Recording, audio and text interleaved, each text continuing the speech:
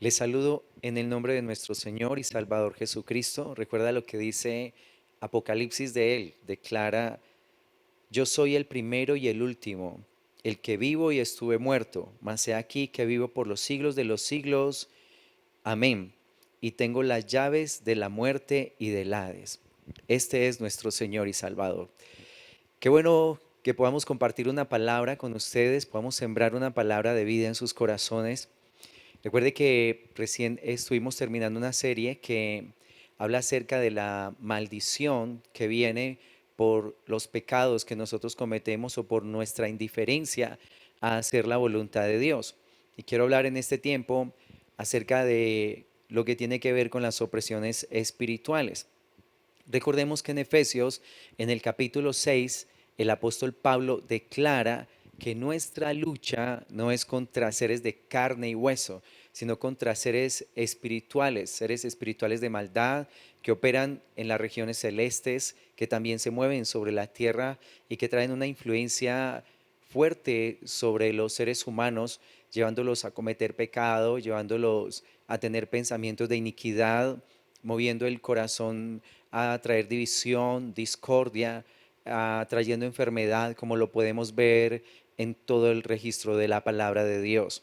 Pero los espíritus, aunque son de mucha fortaleza, como lo declara el Salmo 103, cuando el Señor crea a los ángeles, los crea con mucho poder, con mucha fortaleza, debemos entender que todo espíritu tiene un límite puesto por el Señor y no pueden avanzar más allá de donde Dios les permita ir. Y quiero que hablemos en este tiempo acerca de el por qué pueden venir opresiones espirituales a nuestras vidas. Es un tema muy importante teniendo en cuenta el tiempo en que estamos viviendo, teniendo en cuenta todo lo que está sucediendo a nivel del mundo, a nuestro alrededor. Es muy importante cuidarnos, caminar delante de Dios para que no seamos oprimidos por espíritus. Una de las primeras razones que quiero mencionar del por qué vienen opresiones espirituales sobre la gente, de número uno quiero colocar esta, y es para entrenarme y llevarme a un conocimiento más alto del Señor. Y quiero compartir un texto que está en Job. Job en el capítulo 1, la escritura nos menciona acerca del carácter de este hombre y declara Job capítulo 1, versículo 1, declarando, hubo en tierra de Uz un varón llamado Job, y era este hombre perfecto y recto, temeroso de Dios y apartado del mal. Vemos aquí un hombre que camina en integridad delante del Señor, un hombre que tiene temor del Señor, que quiere hacer su voluntad, que lo quiere honrar, que lo quiere agradar. A este hombre le vienen unas calamidades porque vemos allí en el capítulo 1 cómo el diablo pide a Job para zarandearlo. El Señor hace una reunión en el cielo, cita a todos los seres espirituales y entre ellos viene también Satanás. Y Dios le menciona a Job, allí en el versículo 6 en adelante dice, un día vinieron a presentarse delante de Jehová los hijos de Dios, entre los cuales vino también Satanás. Y dijo Jehová a Satanás, ¿de dónde vienes? Respondió Satanás a Jehová, de rodear la tierra y de andar por ella. Y Jehová dijo a Satanás, ¿no has considerado a mi siervo Job, que no hay otro como él en la tierra, varón perfecto y recto, temeroso de Dios y apartado del mal? Respondiendo Satanás a Jehová dijo, ¿acaso teme Job a Dios de balde? ¿No le has cercado alrededor a él y a su casa y a todo lo que tiene? Al trabajo de sus manos has dado bendición, por tanto sus bienes han aumentado sobre la tierra. Pero extiende ahora tu mano y toca todo lo que tiene y verás si no blasfema contra ti en tu misma presencia. Dijo Jehová a Satanás, he aquí, todo lo que tiene está en tu mano, solamente no pongas tu mano sobre él. Y salió Satanás delante de Jehová. Entonces vemos acá que cuando mencionamos el carácter de Job, es un hombre, como lo declara el versículo 1, que camina en rectitud con el Señor. Y el Señor había puesto un cerco alrededor de su vida, alrededor de todo lo que él tenía, para que los demonios, para que las huestes espirituales de maldad no pudieran tocar absolutamente nada de lo que él tenía. Entonces, En este caso, cuando el diablo pide a Job para zarandearlo, no lo está pidiendo, no lo está acusando por alguna maldad que Job haya cometido. Lo que Satanás está cuestionando delante de Dios es el amor que Job tenía por Dios. Por eso Satanás le dice, déjame tocarlo y te vas a dar cuenta que él sí blasfema contra ti. Y finalmente el Señor autoriza al diablo para que trajera calamidad sobre la vida de Job. Acto seguido, sus hijos murieron en un solo día, 10 hijos murieron en un solo día. Sus finanzas fueron quebradas en un solo día a través de fuerzas naturales, a través de saqueadores y ladrones que lo dejaron totalmente en la ruina. Y cuando este episodio termina, finalmente Job puede declarar con todo su ser, con todo su corazón, diciendo, yo vine desnudo al mundo, pues desnudo me voy. Y declara la Biblia que él conservó su integridad delante de Dios.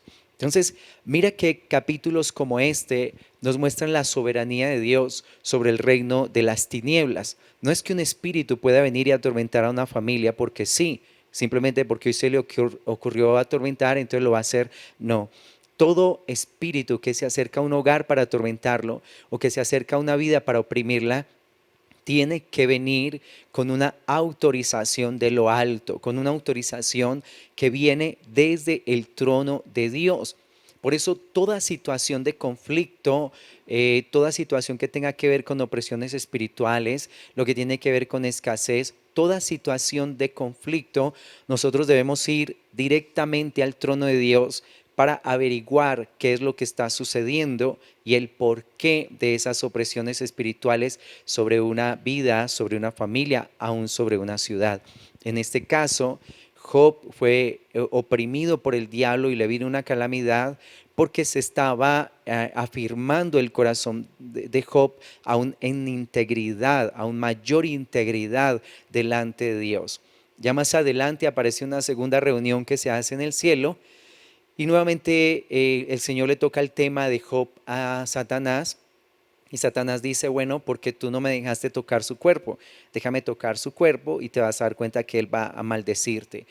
El cuerpo de Job fue tocado por un espíritu de enfermedad, por el diablo fue tocado, de manera que quedó con una sarna desde la cabeza hasta los pies. Menciona el versículo del 1 al 7 del capítulo 2, se le permite al diablo enfermar a Job con una sarna maligna desde la cabeza hasta los pies. Fueron unos meses muy difíciles, muy aflictivos para Job, donde hay una guerra en su corazón, toda esa integridad que él había aguardado para Dios, todo ese amor, ese temor reverente que él tenía para Dios, empieza a haber una guerra en su mente y en su corazón.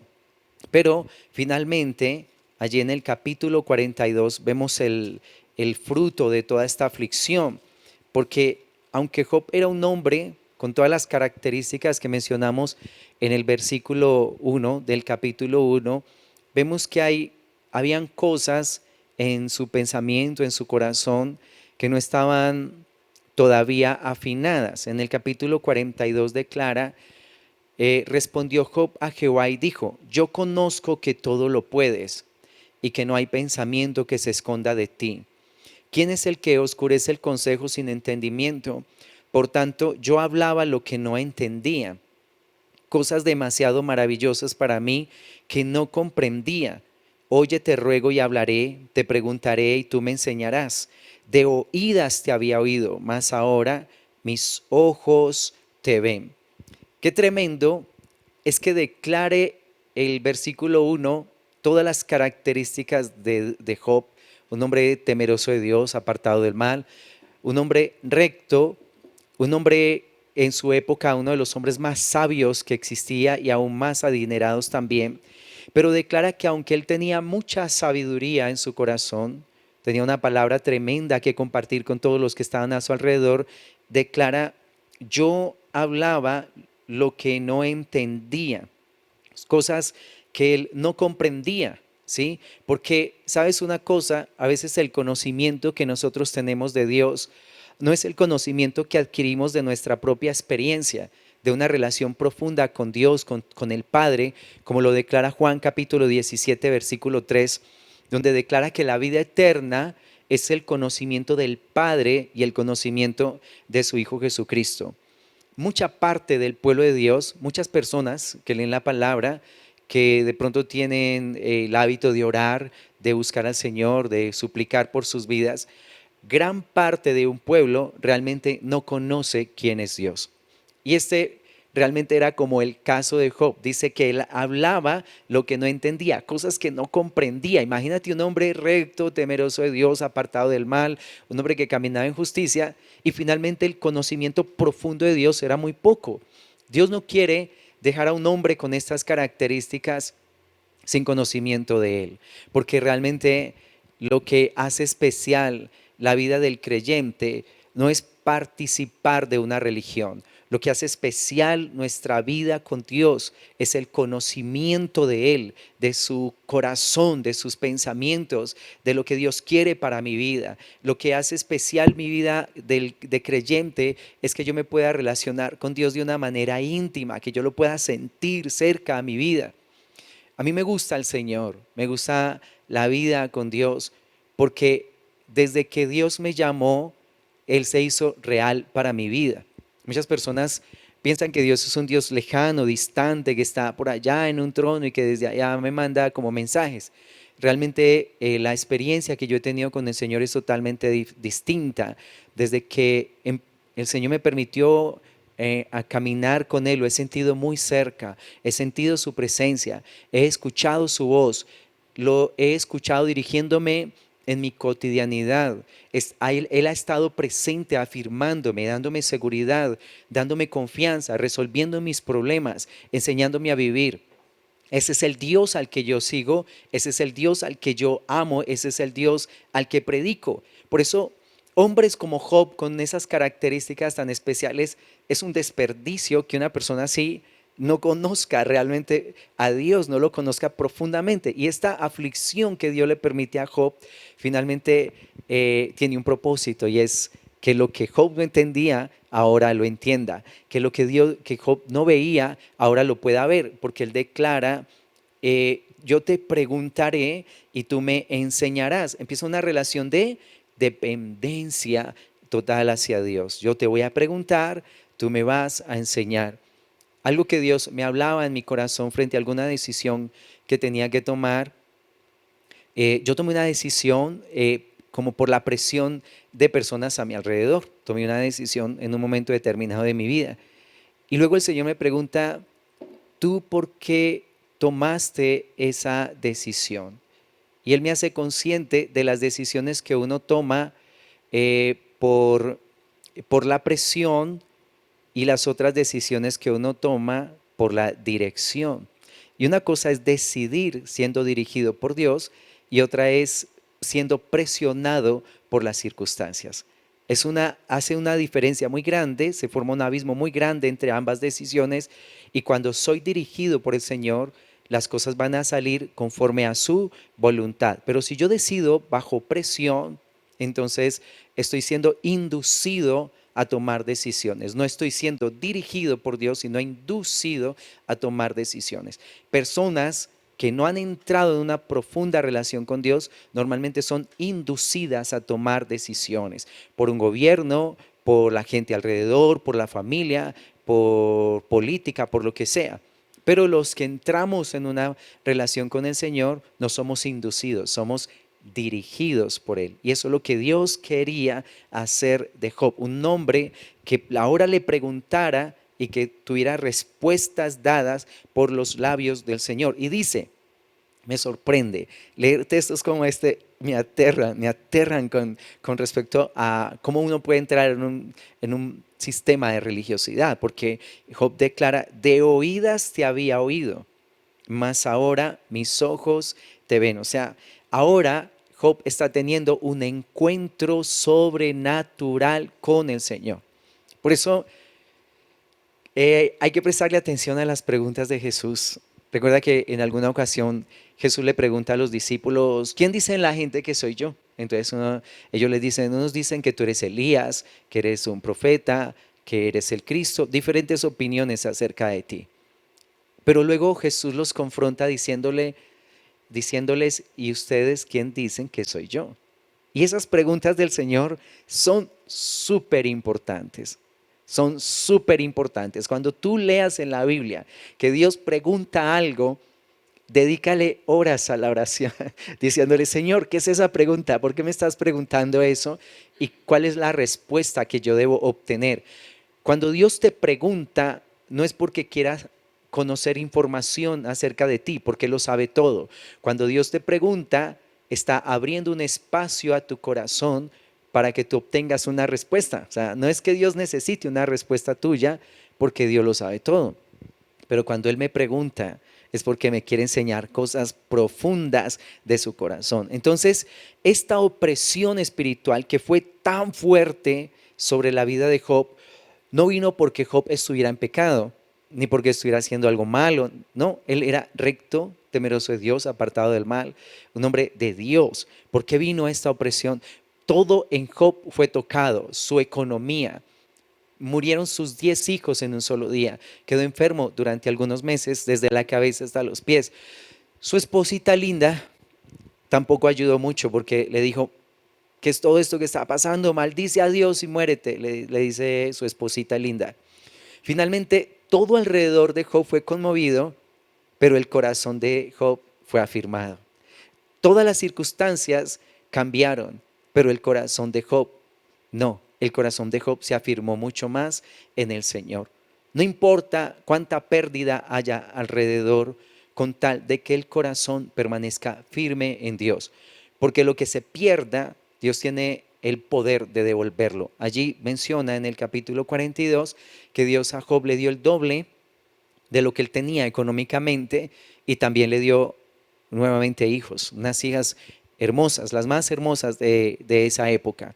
Entonces, mira lo tremendo. En este caso, el Señor permitió todo este ataque hacia la vida de Job para afirmarlo. Dejó a Job más dependiente y más despierto hacia el mundo del espíritu. Esta es una tremenda enseñanza de Dios a través de la palabra. Entonces, cuando alguien está siendo afligido o está teniendo una opresión espiritual, no juzgues a la ligera, pensando que esa persona está en un pecado o algo así, porque puede ser que está siendo entrenado por el Señor para ser llevado a niveles más altos en luz y en revelación de Él como Dios y de su palabra. Recuerda, el conocimiento de Dios que tenemos no puede ser el que nos cuentan los otros. Es un conocimiento que adquirimos por una relación íntima, por una relación personal. Muy bien, este es el primer punto, para entrenarme y llevarme a un conocimiento más alto del Señor. Número 2, las opresiones espirituales pueden venir por la rebeldía y la obstinación. Cuando miramos en el primer libro de Samuel, en el capítulo 15, el Señor menciona allí, del versículo 22 al 23. Y Samuel dijo, se complace Jehová tanto en los holocaustos y víctimas como en que se obedezca a las palabras de Jehová. Ciertamente el obedecer es mejor que los sacrificios y el prestar atención que la grosura de los carneros. Porque como pecado de adivinación es la rebelión y como ídolos e idolatría la obstinación. Por cuanto tú desechaste la palabra de Jehová, Él también te ha desechado para que no seas rey. Entonces mira lo tremendo. Dios aquí compara la rebelión como un pecado de adivinación, como la brujería, y una persona obstinada como si adorara ídolos, como si fuera idólatra. Voy a leer una definición de rebelión. Es levantarse contra una autoridad o un gobierno, en especial cuando se realiza con el fin de derrocarlo y sustituirlo por otro. Está asociado a oponer resistencia, sublevarse o faltar a la obediencia debida. Es un rechazo alto a la autoridad. Esta es la definición de rebelión y te voy a dar una definición de obstinación. Es la posición de una persona de mantenerse firme en una idea y se empeña en que algo debe hacerse de la manera que él propone y no de otra, aunque sepa que al hacerlo estará incurriendo en un error. Esto es una persona obstinada, que es lo que él diga y no más, así, así lo que haga lo conduzca al fracaso. De todas maneras, esta persona obstinada va a llevar a cabo sus ideas. Entonces, Dios le habla a un rey, al rey Saúl, diciéndole que esperara el momento en que el profeta Samuel viniera a ofrecer el sacrificio para que su reinado fuera afirmado. Y Saúl hizo algo que no se podía hacer. Ese sacrificio lo debía ofrecer el sacerdote, en este caso Samuel, que era profeta y sacerdote, lo tenía que ofrecer. Y Saúl, se adelantó a ofrecer sacrificio a Dios, algo que él no podía hacer. Entonces, ¿cómo fue obstinado allí en Primera de Samuel capítulo 13, en el versículo 12? Dice, me dije, ahora descenderán los filisteos contra mí a Gilgal, y yo no he implorado el favor de Jehová. Me esforcé, pues, y ofrecí holocausto. Y Samuel le declara, locamente has hecho, no guardaste el mandamiento de Jehová tu Dios que él te había ordenado, pues ahora Jehová hubiera confirmado tu reino sobre Israel para siempre. Locamente has hecho, obstinadamente has hecho, hiciste lo que tú querías y no llevaste a cabo el mandamiento de Dios. Allí Saúl se muestra obstinado. También lo vemos en otras partes de su historia, donde un día obliga a su ejército a no comer durante todo un día hasta que fuera vengado de sus enemigos. Imagínate meter a un ejército a la guerra e impedirles comer hasta que no terminaran la guerra. O sea, ese ejército venció a sus enemigos por la gracia y la misericordia de Dios, pero Saúl les daba unas órdenes que solo se le ocurrían a él, poner a un pueblo a aguantar hambre en tiempo de guerra, o sea, tremendo. Entonces aquí vemos a un hombre muy obstinado, muy dado a su propio parecer, pero también lo vemos en rebeldía cuando en el capítulo 15 el Señor le ordena destruir a Amalek y todo lo que él tenía, destruir a ese pueblo que fue un pueblo que sirvió de tropiezo a Israel cuando salían de Egipto cansados, eh, fatigados, con hambre, y Amalek los atacó hiriéndolos en la retaguardia. Y Dios dijo, voy a vengar este ataque voy a vengar a Amalek. Y ahora Saúl es el encargado, más de 300 años después, de llevar a cabo una profecía, de llevar a cabo esa palabra que Dios había declarado contra Amalek. Pero finalmente allí en el versículo 9 declara del capítulo 15 de Primera de Samuel, 15:9 dice, y Saúl y el pueblo perdonaron a Agab y a lo mejor de las ovejas y del ganado mayor, de los animales engordados, de los carneros y de todo lo bueno, y no lo quisieron destruir, mas todo lo que era vil y despreciable destruyeron. Entonces aquí Saúl fue rebelde al mandato de Dios porque Dios le había declarado que él tenía que destruir a Amalek y todo lo que tenía. Dios no estaba pidiendo animales engordados, no estaba pidiendo ganado, no estaba pidiendo nada de esto. Él dio una orden. Entonces, cuando Dios dice algo, ¿qué hace el pueblo de Dios? Debe obedecer al mandamiento. ¿Por qué Dios establece mandamientos? No porque Él sea un Dios soberbio, ni altivo, ni tenga el corazón de los reyes de esta tierra que quieren doblegar a todo el mundo con su poder y con sus riquezas, a llevar a cabo la voluntad de ellos, a imponer su voluntad. No, Dios no es un Dios dictador. Cuando Dios da un mandamiento, lo hace para preservar mi vida, para preservar mi existencia, para proteger la vida de los que están a mi alrededor, porque Dios es un Dios de vida, no un Dios de muerte. Así que no obedecer el mandato de Dios me pone en un punto de fragilidad, me hace muy vulnerable al mundo de las tinieblas y hace que me convierta en un arma de iniquidad. En este caso, Saúl fue un hombre rebelde, también fue obstinado. Consecuencia de esto, allí en el capítulo 16, en el versículo 14, dice, el espíritu de Jehová se apartó de Saúl y le atormentaba un espíritu malo de parte de Jehová. O sea, por la obstinación y la rebeldía de Saúl, Dios permitió que un espíritu malo viniera a oprimir a Saúl, de manera que él no se hallaba, estaba atormentado, no tenía paz, a tal punto que tuvieron que traer a David, un jovencito, para que tocara el arpa delante de Dios, y esta música que él ministraba hacía que el corazón de Saúl entrara en algo de reposo.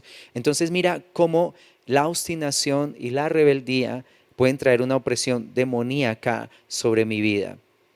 Un caso muy dramático que encuentro en la escritura es el caso que está en Primera de Reyes, en el capítulo 13, donde Dios le delega a un hombre llamado Jeroboam, le entrega 10 tribus del reino de Israel en los días de Salomón. Por los pecados de Salomón, el reino se divide y Dios le entrega 10 tribus a Jeroboam. Este hombre levanta unos altares de adoración en las fronteras con el sur para evitar que el pueblo del norte fuera a Jerusalén a adorar, porque él temía que si se reencontraban con el rey Roboam, ellos se iban a volver al reino del sur. Entonces Dios envía a un profeta para exhortar a Jeroboam con unas señales tremendas. Imagínate un profeta que viene y exhorta a un rey poderoso, rodeado de todo su ejército, está rindiendo esa adoración a sus demonios, y este hombre profetiza contra ese altar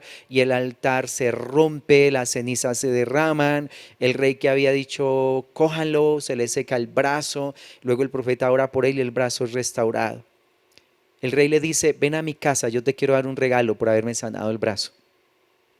Y el profeta le dice, Dios me dijo que no comiera pan ni bebiera agua en esta tierra. No puedo aceptar nada de esta tierra. El Señor me dijo, haz la señal, sales de esa tierra, punto. Y se levanta un hombre que lo menciona la Biblia como un profeta viejo que estaba allí en Samaria, y vino y se lo topó en el camino, lo buscó y le dice, yo también soy profeta como tú. Y Dios me dijo que vinieras a mi casa, comieras pan y tomaras y bebieras conmigo, tomaras agua. Y ese profeta se dejó engañar. Y hay que tener tanto cuidado con lo que Dios te haya dicho específicamente. Que Dios te habló de una manera personal, lo que Dios te haya dicho, debes permanecer en esa palabra firme como una roca. No te muevas ni a izquierda ni a derecha de lo que Dios puso en tu corazón, de lo que Dios te dijo, porque si tú te mueves de ahí, vas a ser rebelde al mandato del Señor. Este profeta se viene con el profeta viejo, come pan, está comiendo, está tomando líquidos en la casa del profeta viejo, y viene el profeta de Dios a través de este profeta viejo diciéndole, ¿por qué fuiste rebelde? Allí en el versículo 21 de capítulo 13 declara, y clamó al varón de Dios que había venido de Judá diciendo, así ha dicho Jehová, por cuanto has sido rebelde al mandato de Jehová y no guardaste el mandamiento que Jehová tu Dios te había prescrito, sino que volviste y comiste pan y bebiste agua en el lugar donde Jehová te había dicho que no comieses pan ni bebieses agua, no entrará tu cuerpo en el sepulcro de tus padres. Este hombre se levanta aburridísimo de ahí de esa mesa, se dispone a irse para su tierra, lo montan en un asno y en el camino de regreso a su tierra le salió un león y lo mató. Le salió un león y lo mató. Y luego en el versículo 26 dice, oyéndolo el profeta que le había hecho volver del camino dijo, el varón de Dios es, que fue rebelde al mandato de Jehová. Por tanto, Jehová le ha entregado al león, que le ha quebrantado y matado conforme a la palabra de Jehová que le dijo. Por eso es muy importante que cuando Dios te dice algo, te mueves hacia lo que Dios haya establecido. No te muevas ni a izquierda ni a derecha, aunque venga un profeta viejo, que tal vez tú piensas que tiene mucha más experiencia que tú, que tiene mucha más cancha en el mundo espiritual, pero si esa persona te dice algo que no está conforme a lo que Dios ya estableció en tu corazón, no te vas a mover, ni por lo que otros digan, ni por porque tu corazón te diga, ni porque tus emociones o tus sentimientos te muevan. No te vas a mover ni un milímetro, a no ser que quieras que te salga un león en el camino y te mate. A este profeta fue una reprensión por no haber obedecido el mandato de Dios, y Saúl, por ser obstinado y rebelde, terminó siendo oprimido por un espíritu inmundo. Este camino con el Señor es hermoso, es un camino lleno de aventura, es un camino extremo. Siempre le digo a la gente que le gustan los deportes, si te gustan los deportes extremos, sigue a Dios. Sigue a Dios, Él te va a poner unas cosas que son extremas, que no conociste en esta tierra, pero es un camino un poco largo y de dedicación, de dedicación. La vida espiritual no es ni de un día, ni de dos, ni de tres, hasta que el Señor venga por nosotros, y debemos permanecer firme en su palabra, en su mandamiento. Por eso siempre le pregunto a la gente, cuando me está opinando acerca de Dios, le digo, ¿en qué versículo está eso que me estás diciendo? ¿Dónde dice eso en la Biblia? Porque si no lo dice la Biblia, nunca lo voy a asumir para mi vida. No voy a adoptar para mí un comportamiento, no voy a adoptar para mí un mandamiento si no está en la Biblia. ¿Qué es que lo dijo un hombre muy famoso, un recontrapóstol en esta tierra? Dice, está en la Biblia. Si no está, no lo voy a tener en cuenta. ¿Qué es que lo dijo el Papa? Está en la Biblia. No está en la Biblia, entonces no lo puedo seguir. No se trata de despreciar a la gente, sino de aceptar y de obedecer el mandamiento de Dios, porque la vida con el Señor es de cuidado. Y no quiero terminar en las garras de un león, ni metido en una prisión de maldad. ¿Sí? ¿Están de acuerdo conmigo? Díganme todos los que están allá detrás de la cámara. Entonces, número 2, una opresión demoníaca puede venir por rebeldía y obstinación. Número 3, por prácticas de pecado. En Proverbios, en el capítulo 5, en el versículo 22, bueno, lo voy a leer desde el versículo 20. ¿Y por qué, hijo mío, andarás ciego con la mujer ajena y abrazarás el seno de la extraña? Porque los caminos del hombre están ante los ojos de Jehová, y él considera todas sus veredas. Prenderán al impío sus propias iniquidades, y retenido será con las cuerdas de su pecado. Él morirá por falta de corrección, y errará por lo inmenso de su locura. Entonces declara que una persona retenida será retenido con las cuerdas de su pecado. Cuando una persona decide en su corazón apartarse del mandamiento de Dios y tener una práctica abierta de pecado, puede caer en manos de una opresión demoníaca, puede caer en manos de un espíritu de muerte, puede caer en una ligadura en su alma con fuentes de iniquidad, como son las drogas, el licor, como son los pecados sexuales. Cualquier prisión, en cualquier prisión puede caer una persona que desprecia al Señor. En Corintios, en Primera de Corintios, en el capítulo 10, Primera de Corintios capítulo 10, el Señor hace una exhortación declarándonos del versículo 6 en adelante, dice, mas estas cosas sucedieron como ejemplo para nosotros, para que no codiciemos cosas malas como ellos codiciaron. Ni seáis idólatras como algunos de ellos, según está escrito, se sentó el pueblo a comer y a beber y se levantó a jugar. Ni forniquemos como algunos de ellos fornicaron y cayeron en un día 23,000. Ni tentemos al Señor como también algunos de ellos le tentaron y perecieron por las serpientes. Ni murmuremos como algunos de ellos murmuraron y perecieron por el destructor. Estos pecados los cometió Israel en su travesía por el desierto.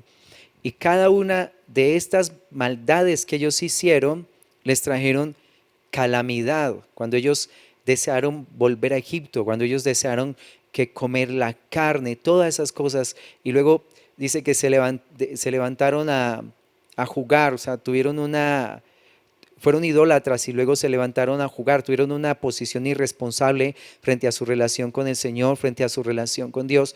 En cada una de estas hubo muerte. Todas estas maldades que ellos practicaron les trajeron calamidad, hubo muerte. Por ejemplo, mira, morir 23,000 personas en un solo día por un pecado sexual y por idólatras, porque ellos se dejaron llevar por las mujeres de Moab que los sedujeron, tuvieron fornicación con ella, pecados sexuales, pero después fueron e invocaron a Baal en el templo de ellas. Y esto trajo una mortandad tan impresionante al pueblo que mira toda la cantidad de personas que murieron. Entonces, cuando hay una persona que tiene una práctica abierta de pecado, puede caer en manos de un espíritu inmundo que lo encarcela y lo tiene sometido bajo una condición pecaminosa, una enfermedad, etcétera. He conocido testimonios, por ejemplo, el testimonio de una dama que eh, por, por alguna distancia que se empezó a dar entre ella y su esposo, por el oficio que ambos estaban desempeñando, eh, empezó a abrirse una brecha entre ellos dos, una brecha que el diablo utilizó para tentarla. Hay un texto en Corintios, en 1 de Corintios capítulo 7, donde menciona el cuidado que nosotros los casados debemos tener en nuestra relación matrimonial, de estar teniendo una relación afectiva bonita, de no privarnos íntimamente, para que no nos tiente Satanás a causa de esa abstinencia, de esa incontinencia, dice ahí en Corintios. Porque esos vacíos emocionales o esa falta de diálogo entre las parejas hace que el diablo venga y tiente. Y especial en este caso que les estoy mencionando, esta dama empezó a ser tentada por un hombre que trabajaba en el mismo lugar donde ella trabajaba y empezó a hablarle lo que el esposo ya no le hablaba, a decirle las palabras que el esposo no le decía. Ella nunca pensó en su corazón en traicionar a su esposo. Sin embargo, porque este hombre se hizo constante allí, como una gotera continua, diciéndole cosas bonitas. Recuerda, esos hombres son villanos, son hombres llenos de demonios, de maldad, que están ahí y que no están interesados en el bienestar de esa dama, sino que están interesados en saciarse sexualmente. Solo que para acercarse a una mujer utilizan esas expresiones que son de galantería, de pronto la menta 3T, la mentica de 200 pesos, la chocolatica de 500, para cazar el alma de una persona que está viviendo vacíos emocionales. Entonces, finalmente esta mujer, aunque no pensó que fuera a caer en ese pecado, cedió a la tentación. Ese juego de palabras llevó después a besos, a caricias y finalmente a una relación de adulterio que tal vez vivió durante más de un año en adulterio con esta persona. El diablo creó en ella una atadura hacia los pecados sexuales. Finalmente, la relación con su amante se rompe. Y ella piensa, esto nunca más va a volver a suceder, nunca más. Pero nunca más es que poco tiempo después ya estaba empezando otra relación de adulterio. Y terminó esa y empezó otra y otra y otra. De manera que ya casi que se hacen incontables los adulterios de esta dama. ¿Por qué? Porque la escritura habla la verdad, porque aquí está diciendo Proverbios que ese hombre o esa mujer quedarían retenidos en las cuerdas de su pecado. Dice, retenido será con las cuerdas de su pecado. El diablo aprovecha esa práctica pecaminosa para crear una atadura, una ligadura en su alma a los pecados sexuales. Ella no pensó que fuera a llegar a tal nivel de adulterios, pero lo hizo la primera vez, ahora queda atrapada en esa situación. Entonces, hay que tener cuidado. Cuando esta mujer pasan los años y finalmente el Señor toca su corazón y le habla de la necesidad de la confesión, ella busca a su esposo y le cuenta absolutamente todo. Un hombre de oración, un hombre de Dios que finalmente escucha su confesión con un corazón dispuesto para Dios y al orar por ella, al poner sus manos sobre su esposa y orar por ella, ella es libertada de una cantidad de espíritus que empezaron a salir en ese momento. Y esta dama expresa que esos espíritus que salían tenían forma de caritas felices. ¿Sí? O sea, era todo ese libertinaje que había venido sobre su vida, todas esas pasiones desbordadas que se había llenado su corazón, y ella estaba oprimida por un espíritu, un demonio que vino y la ató a una condición de pecaminosidad. Con el pecado no se juega. Recuerda que cuando la Biblia menciona los pecados sexuales, dice: si tu ojo te es ocasión de caer, sácalo. Si tu mano ocasión de caer, córtala. Si tu pie, córtalo. Y es en el único pecado que el Señor se muestra tan drástico. O sea, como decir, estas partes que son vitales para el cuerpo, sería mejor no tenerlas a exponerme a una falta tan grave como son los pecados sexuales, porque la Escritura dice que el que fornica contra su propio cuerpo peca, porque nuestro cuerpo, según lo que declara Corintios 3 y capítulo 6, dice: es el templo del Espíritu de Dios. Este es el lugar hecho por las manos de Dios en el cual Él quiere habitar. Este es el templo. El templo no es un lugar hecho de ladrillos, ni de piedras hermosas, ni de joyas, ni adornado. No, el templo es el cuerpo humano. Ese es el templo, el único donde el Señor quiere habitar. Una persona contamina su cuerpo con pecados sexuales, es como si llenáramos una habitación de inmundicia, de estiércol de gato, de perro, de humanos. ¿Quién quiere entrar a una habitación llena de inmundicia de animales o inmundicias humanas, lleno de vómito, no sé, toda esta clase? ¿Quién quiere habitar ahí? Por supuesto que nadie quiere habitar ahí. Por tanto, el cuerpo es el templo de Dios. Si lo lleno de inmundicias, si contamino el cuerpo, ahora Dios no tiene un lugar en donde habitar. Él no va a habitar en un lugar lleno de inmundicia. Por eso el Señor quiere que cuidemos el templo, su casa, que es mi cuerpo, el templo del Espíritu de Dios. Entonces, mira lo tremendo. Cuando esta persona toma esta decisión de ser adúltera, los pecados, este pecado la toma y la casa su alma. En Proverbios dice que la mujer extraña, la mujer ramera, la mujer mala, casa la preciosa alma del varón. Y por supuesto que esto también se cumple en la mujer. Se casa la preciosa alma de esa mujer.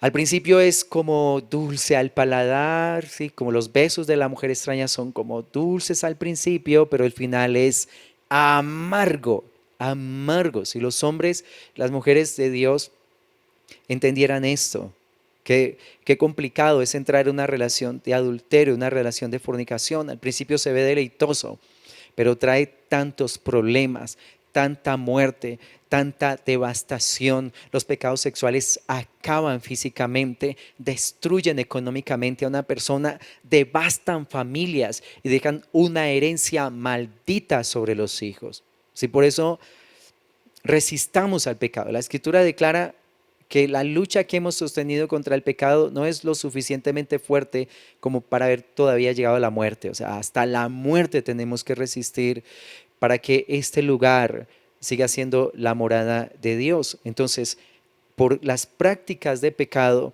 una persona puede quedar bajo una gran opresión demoníaca, bajo una gran opresión espiritual. Entonces, vamos a guardar, vamos a cuidar nuestros corazones, vamos a guardarnos delante de su presencia y vamos a honrar a Dios de todo nuestro ser, con todo nuestro corazón. Y en la próxima enseñanza te quiero mostrar otros puntos que son muy importantes para que nosotros podamos estar libres de opresiones espirituales. Yo te bendigo en el nombre de Jesús, deseo lo mejor para tu vida y te quiero aconsejar, pon en práctica la palabra para que Dios te bendiga y te guarde siempre. Muchas, muchas bendiciones.